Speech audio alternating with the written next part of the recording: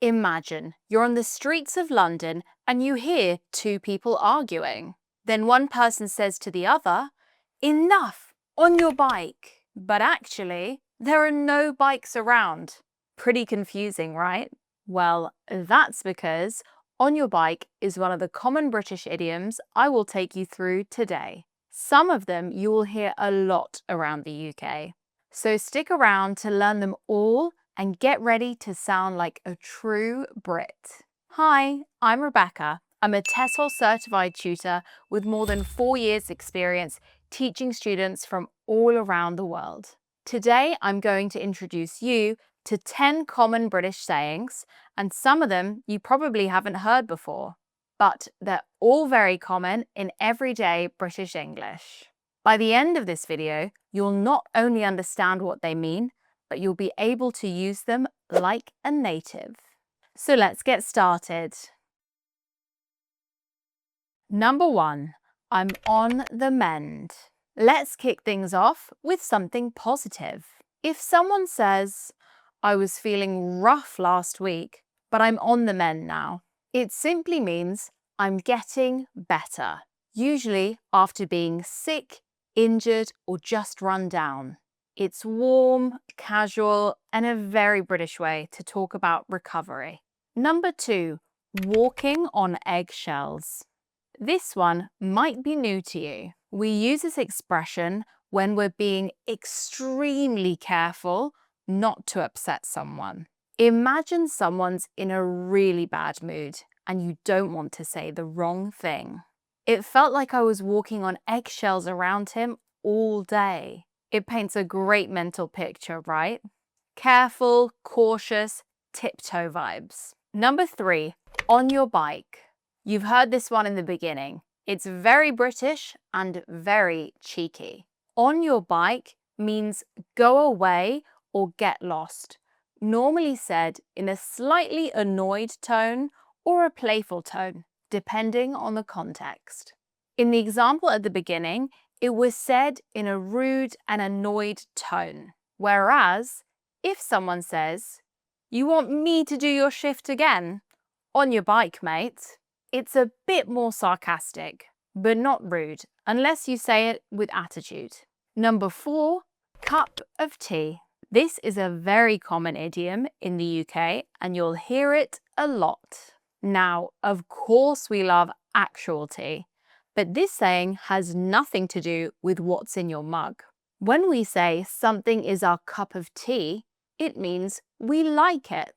That film wasn't really my cup of tea.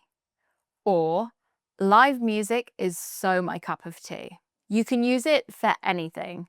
Food, activities, people, anything you enjoy or dislike. Number 5, taking the mick. This one's full of British humour, but it's also great for calling someone out. If someone is taking the mick, they're normally teasing, mocking, or having a laugh, normally in a cheeky or sarcastic way. Here's an example in a conversation. "You're really wearing that shirt. Oi, are you taking the mick?" It's playful, it's classic, it's very British. But here's the twist. "Are you taking the mick" can be used when someone's saying something outrageous or rude or just plain ridiculous. Here's an example in a conversation. "I think pineapple belongs on every pizza. Are you taking the mick?" So whether you're joking around with mates or calling out nonsense, this phrase has got you covered. Number 6, play it by ear. This is a flexible one. And no, it's not about music this time. To play it by ear means to decide what to do as you go, without planning everything in advance. Here's an example in a conversation.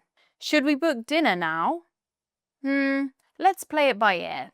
In other words, go with the flow. Number 7, pack it in.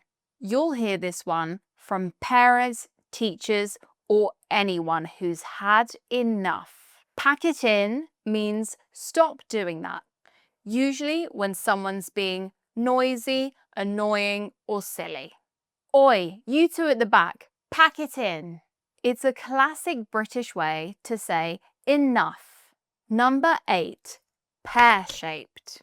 This is another one you probably haven't heard before. And nope, we're not talking about fruit. When something goes pear-shaped, it means it's gone wrong, badly. We had a plan, but then it all went pear-shaped. Did you know this one? Let me know in the comments below. Number 9, bite the bullet. This one means to do something difficult or unpleasant because it needs to be done. I didn't want to go to the dentist, but I just had to bite the bullet. It's about facing something head on, even when you really don't want to. Number 10, everything but the kitchen sink. This is one of my favorites. You probably haven't heard this one before, so let's take a look at what it means. If someone brings everything but the kitchen sink, it means they've brought way too much stuff. Are you going away for 2 days or 2 months? Looks like you've packed everything but the kitchen sink. It's fun, exaggerated, and very visual. So, those were 10 common British sayings we use all the time in daily conversation. Which ones have you heard before? And which ones are totally new to you? Let me know in the comments below.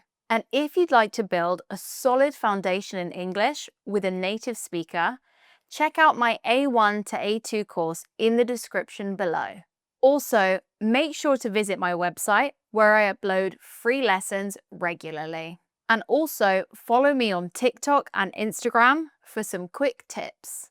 Thanks so much for watching. And remember, if your day goes a bit pear-shaped, just bite the bullet and keep going. See you in the next video.